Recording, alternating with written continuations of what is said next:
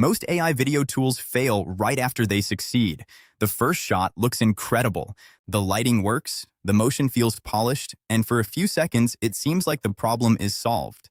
But then the second shot arrives. The angle changes, the expression shifts, the camera moves, and suddenly the illusion starts to crack. The character does not feel anchored anymore. The atmosphere resets. What looked cinematic a moment ago begins to feel like disconnected generations pretending to be one scene. That is exactly where Vidu is useful, because the platform is not just giving you one lucky clip, it gives you a workflow, and if you're trying to make a character stay recognizable across multiple shots, that workflow matters more than any single result. Inside Vidu, the important thing is understanding which mode does what. You have reference to video, image to video, and text to video on the video side. And then in the image section, you have reference to image and text to image.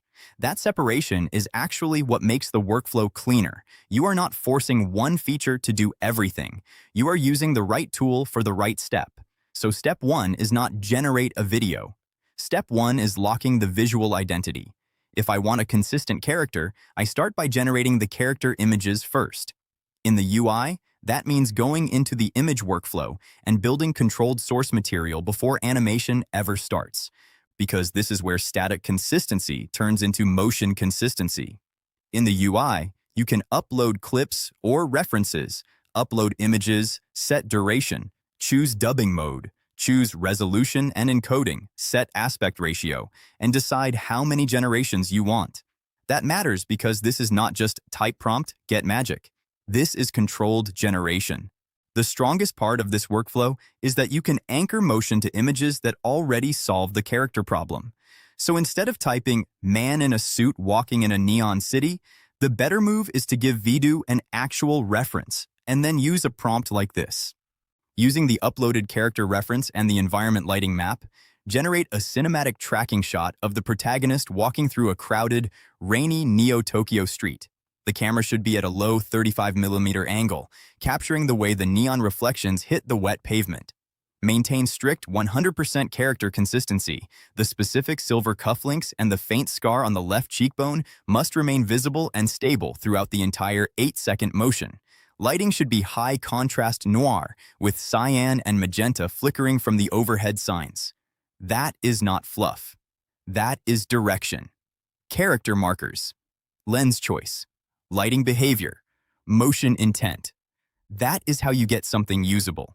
And if you want cleaner results, this is where being precise helps more than being poetic. You do not need dramatic writing, you need instruction density. Then there is image to video, which is useful when you already have a strong frame and want to animate from that starting point.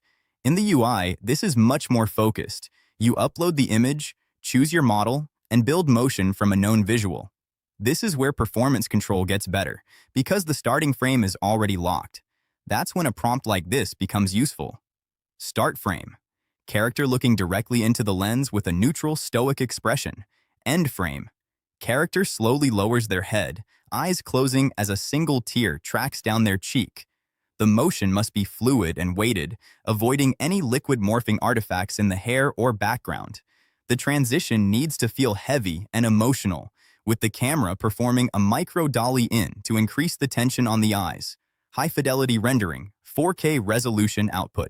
Again, this is not a cool idea prompt. It is a performance prompt. Expression change, motion quality, camera movement, artifact prevention. That is the real sauce. Now, if you want to test raw model strength, this is useful when you want to evaluate how much the model can carry on prompt alone, especially for action or stylized scenes.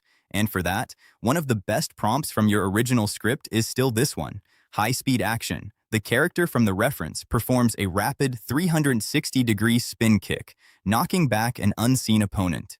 Immediately follow the impact with a close-up of the character breathing heavily. Synced dialogue. Japanese. Is that all you've got? The lip sync must match the sharp K and T sounds. Ambient audio. The whoosh of the kick, the heavy thud of the impact, and the character's ragged breathing should all be natively generated in scene. That prompt is strong because it combines action, camera logic, dialogue, and sound. It is not just asking for movement, it is asking for a scene. And that is really the point of Vidu. The value is not that it can make one nice-looking shot. A lot of tools can do that.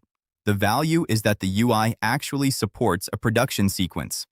Build the character, preserve the character, animate the character, then add performance and audio so the final output feels connected. That is the workflow your audience actually came to see.